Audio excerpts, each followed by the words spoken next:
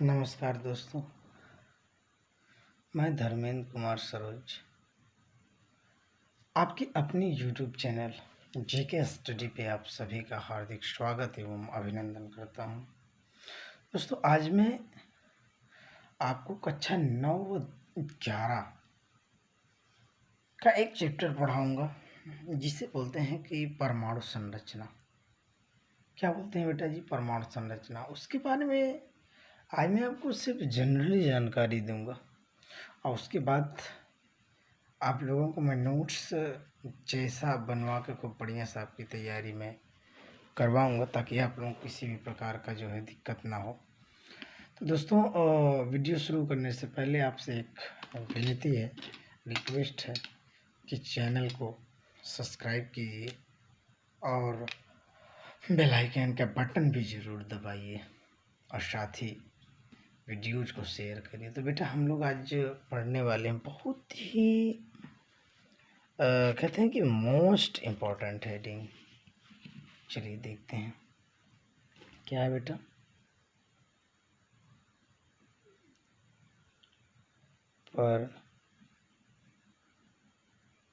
परमाणु संरचना।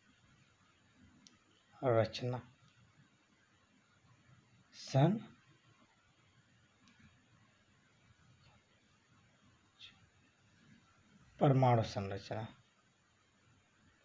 इसको बेटा अंग्रेजी में बोलते हैं एटॉमिक स्ट्रक्चर। आज सबसे पहले हम लोग पढ़ेंगे क्या कि मूल कण के बारे में सिर्फ जानकारी लेंगे। देखिए, उसके बाद तो मैं आपको ये भी बताऊंगा कि परमाणु क्या होता है, परमाणु के सारे अवयवी कण, जो भी छोटी छोटी प्रॉब्लम्स हुई मैं सब आपको बताऊंगा। देखिए, पहला के मान चलिए ये क्या है, मूल कण।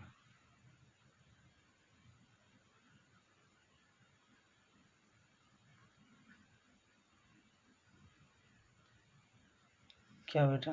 मूल कण। देखिए, अगर स्थितियां देखी जाए तो मूल कण जो होता है वो मुख्यतः तो इनको मुख्यतः दो भागों में विभाजित किया गया है। जैसे कि मूल कण एक होता है बेटा अस्थाई कण और दूसरा होता है बेटा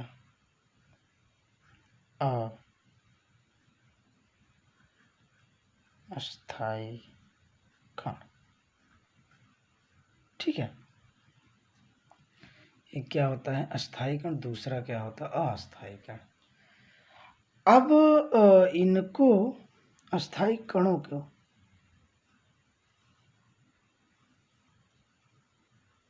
पहले हम सिर्फ अस्थाई कण के बारे में चर्चा उठाते हैं।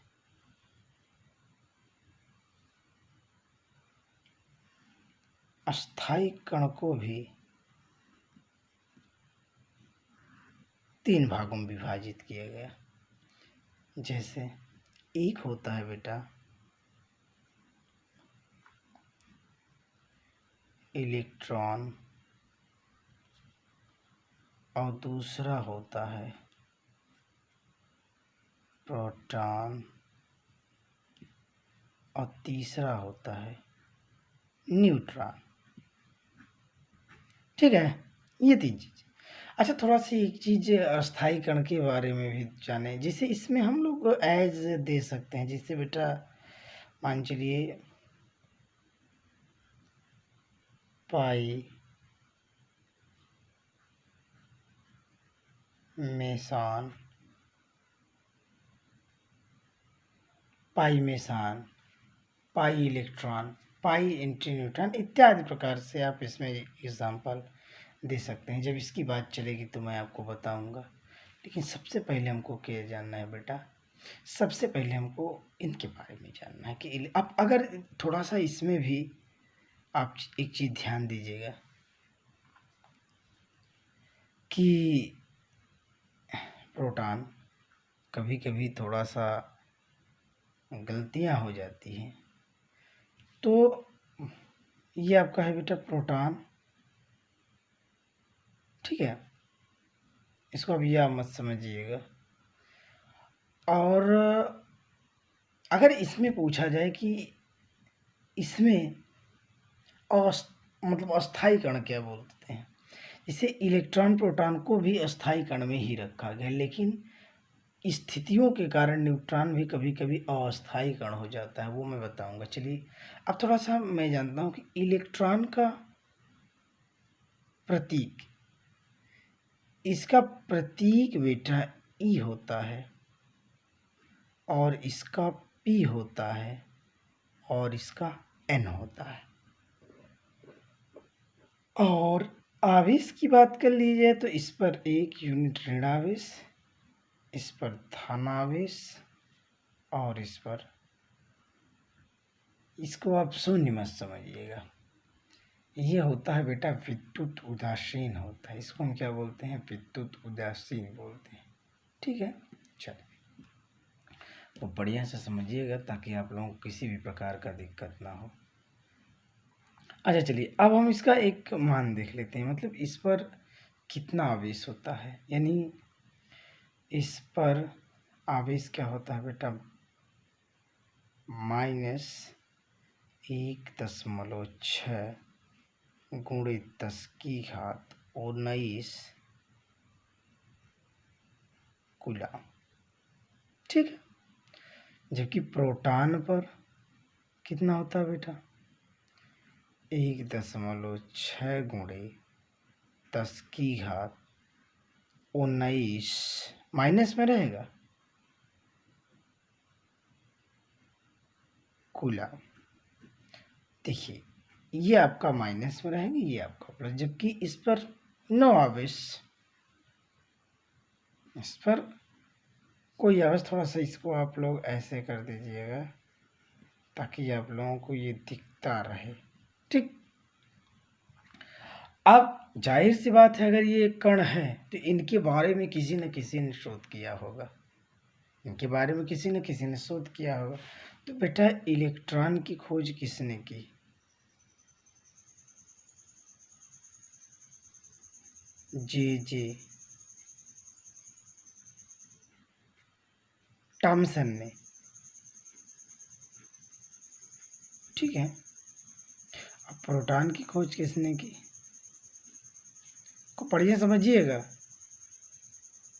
रदर फोर्ड ने। और न्यूट्रॉन की खोज किसने की, चैडविक ने। हम आपको इसके बाद इलेक्ट्रॉनिक विन्यास सिखाएंगे, इलेक्ट्रॉन कहाँ पाया जाता है, कहाँ रहता है, बहुत बढ़िया बढ़िया चीज़ें आपको बताएंगे। अब थोड़ा सा एक चीज़ बेटा आपको समझना है, इसमें समझना क्या है वो मैं आपको बता रहा हूँ। जैसे अभी मैंने जाना इलेक्ट्रॉन ई, प्रोटॉन पी, इसका यान, इस पर आवेश माइनस, इस पर क्या होता है प्लस, इस पर कोई माइनस मतलब आवेश नहीं हो, ये उदासीन होता है। और इसका कूलम में इतना मान होगा, इतना होगा, इस पर कोई मान नहीं है। इलेक्ट्रॉन का खोज जे थॉमसन ने किया और रदरफोर्ड का खोज, सॉरी प्रोटॉन का खोज रदरफोर्ड ने किया, और न्यूट्रॉन की खोज बेटा आपका चैडविक जी ने किया। चलिए मान लीजिए कभी कभी जब इन मूल कणों के बारे में पूछा जाता है तो थोड़ी सी मिसप्रिंट हो जाती हैं, यानी गलतियां हो जाती हैं, उसको हम थोड़ा सा समझेंगे कि याद करने का ट्रिक क्या होता है, मैं आपको बताता हूँ। को बढ़िया से देखिए, एक ट्रिक है ईंटा पर नाचे, क्या बेटा, ईंटा पर नाचे। तो ऐसा एक चीज ध्यान देना है इसमें आपको, यानी ये आपको पहला पहला अक्षर डिनोट करना है, जैसे ई है ना बेटा, ई का मतलब क्या होगा,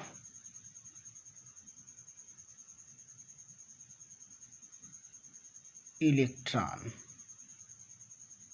ठीक, टा का मतलब क्या होगा जल्दी बताइए?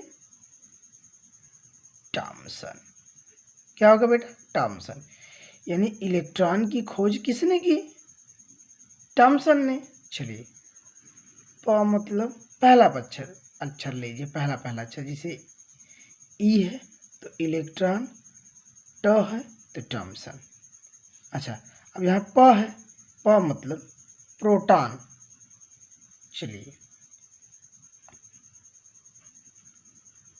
प्रोटॉन, र, ये र और ये र। ठीक है बेटा जी। अब यानी प मतलब प्रोटॉन और र मतलब रदरफोर्ड। तो प्रोटॉन की खोज किसने की? रदरफोर्ड ने। ठीक, चलिए देखिए कितना मजा आ रहा है आप लोगों को ना। प्रोटॉन की खोज रदरफोर्ड ने की। आप देखिए न, पहला अक्षर इसमें देखिए कहीं दिख रहा है? ये देखिए, ये है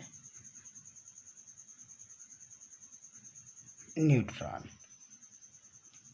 च मतलब चैडविक। च मतलब चैडविक। ये आप लोग को बढ़िया से समझ में आया होगा। ये आपका फार्मूला है, ये आपका फार्मूला है। ईंटा पर नाचे।